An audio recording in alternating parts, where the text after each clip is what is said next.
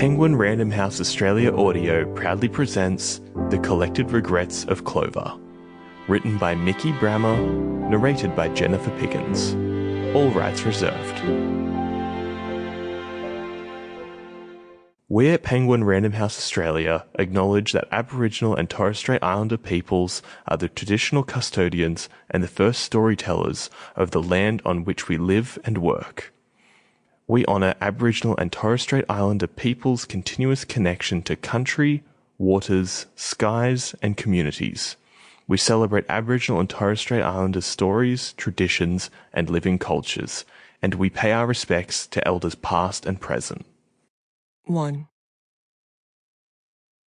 The first time I watched someone die, I was 5. Mr. Hyland, my kindergarten teacher, was a cheerful, tubby man whose shiny scalp and perfectly round face reminded me of the moon.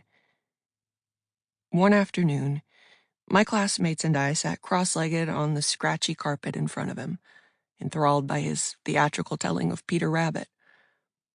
I remember how his meaty thighs spilled over the edges of the child-sized wooden chair he sat on. His cheeks were rosier than usual, but who could blame him for getting excited over a good Beatrix Potter plot?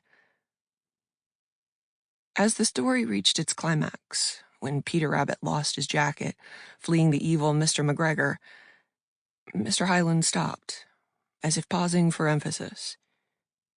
We stared up at him, hearts thumping with anticipation. But instead of resuming his narration, he made a sound similar to a hiccup, eyes bulging. Then, like a felled redwood tree, he toppled to the ground. We all sat motionless, wide-eyed, unsure if our beloved teacher was just upping the ante on his usual dramatic storytelling. When he hadn't moved after several minutes, not even to blink his open eyes, the room erupted with squeals of panic from everyone.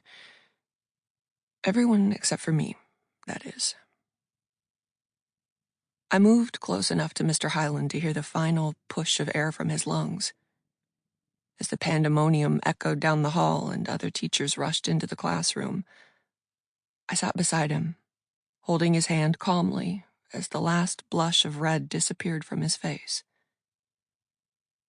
The school recommended I get counseling following the incident, but my parents, who were more than a little self-absorbed, Sample complete. Ready to continue?